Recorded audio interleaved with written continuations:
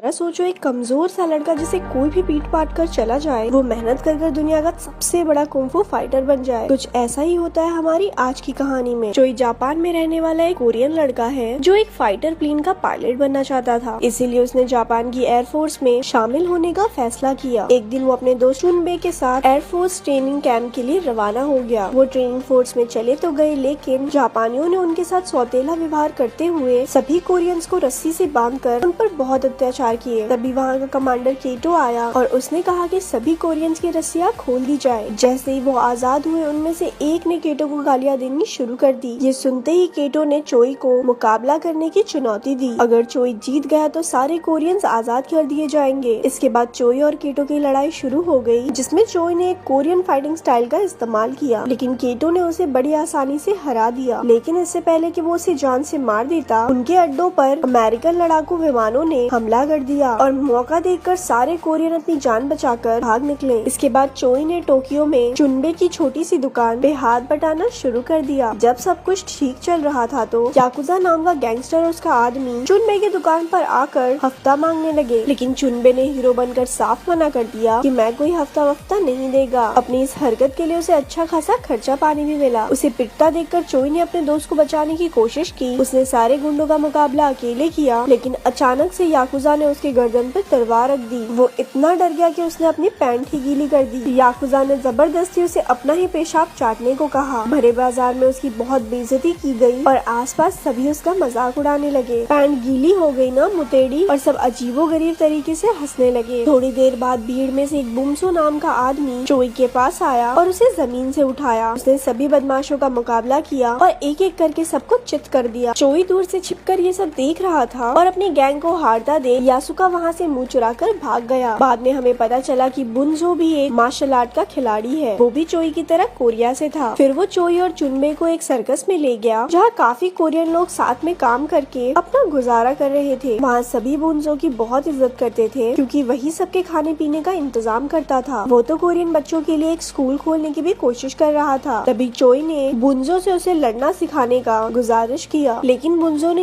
ये कहकर मना कर दिया कि ये लड़ाई वड़ाई में कुछ नहीं रखा, इस सब के बारे में मत सोच। लेकिन चोई भी इतनी आसानी से हार मानने वालों में से नहीं था। वो बुनजो को मनाने के लिए तेज बारिश में उसके घर के बाहर जाकर बैठ गया। इसके बाद फ्लैशबैक में दिखाया गया कि असल में बचपन में चोई बुनजो से ही मार्शल आर्ट सीखता था, लेकिन कुछ मजबूरियों की वजह से बुनजो को अपना शहर छोड़कर जाना पड़ा। रात से सुबह हो गई थी, लेकिन चोई अभी उसके घर के बाहर बैठा था। उसने मन बना लिया था कि अगर वो लड़ना सीखेगा तो सिर्फ बुनजो से ही। उसकी लगन देखकर बुनजो भी पिघल गया और उसे सिखाने के लिए राजी हो गया। उसने चोई को मार्शल आर्ट्स के कपड़े और एक किताब दी। फिर उसने कहा कि बिना न्याय के ताकत होने से चारों ओर दहशत मच जाती है, इसीलिए इस कला का इस्तेमाल सिर्फ खुद को और दूसरों को बचाने के लिए किया जाना चाहिए। जल्दी ही चोई बुनजो के ग्रुप में शामिल हो गया और उसने रिक्शा चलाना शुरू कर दिया। अपने खाली समय में वो बुनजो से मार्शल आर्ट सीखा करता। एक दिन चोई ने देखा कि कुछ अमेरिकन पुलिस वाले जापानी औरत को छेड़ रहे थे। चुनबे ने उनसे कहा भी कि इनसे दूर रहे और चुपचाप घर चले, लेकिन चोई ने सीधा जाकर उन पर हमला कर दिया और उस औरत की इज्जत बचाई। इसके बाद वो कुछ ही समय में बहादुर शेर नाम से मशहूर हो गया, जो जापानी औरतों को पुलिस वालों से बचाता था। ये बहादुर शेर की सिर्फ औरतों का मदद करने वाला चीज पसंद नहीं आई मुझे। इस दौरान उसकी दोस्ती योको नाम की एक लड़की से हो गई, जिसे उसने बचाया था। बहादुर शेर नहीं, भूखा भेड़िया है ये। कुछ दिन बाद याकुजा के आदमी सर्कस में घुस आए और उस दिन की बेइज्जती का बदला लेने के लिए बुनजो को ढूंढने लगे। जल्द ही बुनजो बाहर आया और उसने अकेले ही बदमाशों का सामना किया, लेकिन जल्द ही वो सब उस पर हावी हो गए और याकुजा ने मौका देखकर उसका खून कर दिया। जब चोई और चुनबे वहाँ पहुँचे तो बुनजो को मरा हुआ देखकर उनके होश उड़ गए। अगले दिन चोई ने अपने गुरु की मौत का बदला लेने का कसम खा लिया। वो अकेला ही याकुजा के अड्डे की ओर चढ़ पड़ा और बाकी कोरियन लोग भी हथियार लेकर उसके पीछे हो लिए। उधर याकुजा के आदमी भी पूरी तरह तैयार थे, क्योंकि ये जानते थे कि वो लोग बदला लेने जरूर आएंगे। इसके बाद दोनों गुटों में भयंकर लड़ाई शुरू हो गई और सब एक दूसरे के खून के प्यासे हो गए। जल्द ही एक कोरियन आदमी ने याकुजा को मार डाला। उधर से पुलिस भी आ पहुंची और उन्होंने बहुत मुश्किल से दोनों गुटों की लड़ाई रुकवाई। इसके बाद चोई ने अपना सारा सामान बांध लिया और उसने संन्यास लेकर एकांत में जिंदगी बिताने का फैसला किया। उसे इस बात का पछतावा था कि वो अपने लोगों की रक्षा नहीं कर पाया। तभी योको वहाँ आ गई और उसे जाने से रोकने लगी, लेकिन चोई किसी की बात ना सुनते हुए वहाँ से चला गया। पहाड़ों में जाकर उसने बहुत जोरों शोरों से अपनी ट्रेनिंग शुरू कर दी। वो दिन रात कड़ाके की ठंड में भी प्रैक्टिस करता रहता। उसने अपनी ट्रेनिंग के लिए चीजें बनाई और अपने गुरु की दी किताब से सीखने की कोशिश की। शुरुआत में तो उसे इतने ठंडे इलाके में रहने के लिए बहुत मुश्किल आई, लेकिन वहाँ कुछ दिन बिताने के बाद उसका शरीर वैसा ही ढल गया। धीरे धीरे वो इतना ताकतवर हो गया कि अपने एक ही वार से पत्थर तक तोड़ देता। वो हर समय अपने शरीर को बहुत ताकतवर बनाने में लगा रहता। कई महीनों तक दिन रात मेहनत करने के बाद उसे भरोसा हो गया कि उसके गुरु की दी हुई किताब से उसने सब कुछ सीख लिया है। फिर वो पहाड़ों से वापस शहर में आ गया और जापान के बेहतरीन फाइटर्स को चुनौती देने लगा। सबसे पहले वो नीजो डोजो नाम के एक कराटे स्कूल में गया। अपने फटे पुराने कपड़ों में वो अंदर घुसा और डोजो के लीडर को मुकाबले के लिए ललकारा। लीडर उसका हुलिया देखकर उस पर हंसने लगा और उससे लड़ने के लिए अपने एक फाइटर को भेज दिया। चोई ने एक एक करके एक ही झटके में 10 फाइटर को पटक दिया। आखिरकार उस डोजो के लीडर को भी हराकर वो सारे अखबारों में छा गया। जब पूरे जापान में चोई के बहादुरी के चर्चे होने लगे तो ये खबर केटो तक भी पहुंच गई। केटो अब जापान की कराटे एसोसिएशन का हेड था। कोरिया से आए एक लड़के को बड़े बड़े जापानी फाइटर्स हराता देख वो परेशान हो गया। उधर चोई एक के बाद एक नामी फाइटर्स को लगातार हराते जा रहा था। उसने हर तरह के फाइटर्स को हरा दिया, फिर चाहे वो कोई भी मार्शल आर्ट्स क्यों ना करते हो। अपनी काबिलियत की वजह से वो पूरे जापान में मशहूर हो गया था। फिर एक दिन उसकी मुलाकात अपने पुराने प्यार योको से हुई। उसकी मशहूरी से जलने वाले कीटो ने ये खबर फैला दी कि दरअसल वो चीटिंग करके जीतने वाला एक ठग है। इसके साथ साथ उसने अपने एक आदमी को चोई को मारने के लिए भेज दिया। उस हत्यारे ने चोई को भरे बाजार में देखा और मौका पाकर उसके पेट में चाकू घोंप दिया। खुशकिस्मती से चोई की जान बच गई और उसकी देखभाल का जिम्मा योको ने लिया, जो उसका पूरा ख्याल रखती थी। एक दिन चोई को चुनबे का फोन आया और उससे मिलकर उसे पता चला कि कोई उसे मारने का प्लान बना रहा है और अगर उसने केटो का मुकाबला नहीं किया तो वो अपनी जान से हाथ धो बैठेगा। चुनबे के घर से निकलकर उसका सामना उस हत्यारे से हुआ जो उसे मारने आया था। उन दोनों में हाथापाई शुरू हो गई और चोई ने उसका काम तमाम कर दिया। जब चोई को इस बात का पता चला कि उस हत्यारे की एक बीवी और बच्चा है तो उसे अपने किए पर बहुत पछतावा हुआ। वो उनके पास माफी मांगने गया और कहा कि पूरी जिंदगी उन्हें पालने की जिम्मेदारी वो लेगा। चोई ने अपने मास्टर के दिए हुए कपड़े को भी उसकी बीवी को सौंप दिए और कहा कि आज के बाद वो किसी से नहीं लड़ेगा। हालांकि हत्यारे की पत्नी ने चोई को माफ नहीं किया, लेकिन वो फिर भी दिन रात उनके घर के बाहर बैठा रहता। आखिरकार एक दिन वो मान गई जब चोई उसके बेटे को पहाड़ के ऊपर चढ़ाकर वहाँ का नजारा दिखाकर लाया। इसके बाद उसने चोई को कपड़े वापस देकर कहा कि लोगों के भले के लिए लड़े। इसके बाद चोई को केटो की चुनौती के बारे में पता चला और वो चुनौती स्वीकार कर अकेला ही उससे लड़ने निकल पड़ा। जल्द ही वो एक सुनसान जगह पर पहुंचा जहां केटो और उसके आदमी उसका इंतजार कर रहे थे। पहले चोई ने केटो के बदमाशों का सामना किया और बड़ी आसानी से उन्हें चित कर दिया। इसके बाद केटो से उसकी लड़ाई शुरू हो गई। केटो को लगता था कि उससे बेहतर फाइटर कोई भी नहीं है और वो बड़ी आसानी से चोई को हरा देगा, लेकिन ये सिर्फ उसके मन का वहम था, क्योंकि चोई के लड़ने का तरीका इतना अनोखा था कि केटो के लिए खड़े रहना भी मुश्किल हो रहा था। चोई ने केटो पर बहुत सारे वार किए जिससे केटो जमीन पर गिर गया। हालांकि केटो ने फिर से लड़ने की कोशिश की, लेकिन चोई के ताकतवर हमलों से उसके पैर की हड्डी ही टूट गई। इसके बाद केटो अपने घुटनों पर आ गया। उसकी यह हालत देखकर चोई को उस पर दया आ गई और उसने दूर से ही अपना पंच रोक लिया। आखिरकार केटो ने हार मान ली और अपने आदमियों के साथ चोई के सामने सर झुकाया। मुकाबला खत्म होने के बाद भी चोई ने एक जंगली भैंस का सामना किया और उसका सर पकड़कर उसके सींग तोड़ डाले। ये एक जबरदस्त योद्धा की सच्ची कहानी है जिसने हजारों फाइटर्स को हराकर क्योकुशिन नाम का एक नया कराटे स्टाइल बनाया था। और ऐसे ये मूवी यहाँ खत्म हो गई। ऐसी